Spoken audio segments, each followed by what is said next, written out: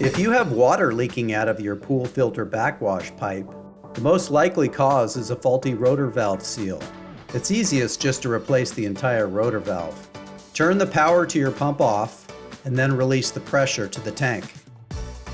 Undo the clamp ring assembly, take the top off, then the holding wheel, and remove the filters. Loosen the center rod with pliers and then unscrew it. Remove the manifold and rinse out the tank. Use a 7/16 inch socket to unscrew the valve handle.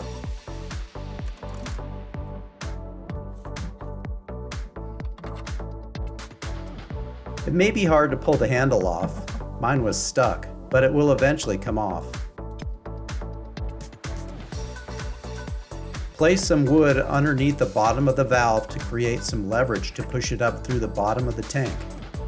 Push down on the tank and the rotor valve will pop up. Use some pliers to pull it out.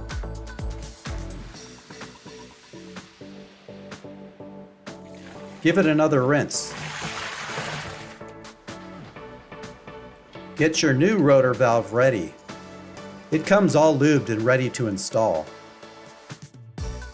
This is how it will attach to the handle. Push it down through the bottom of the tank.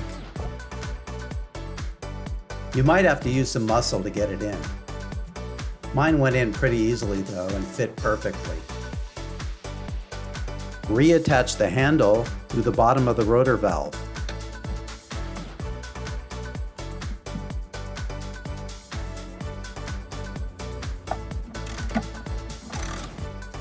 Replace the manifold, then the center rod.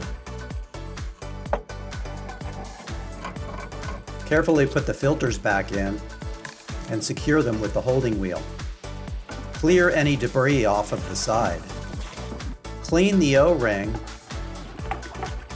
and then use some lube and replace. Put the top back on and you're almost done.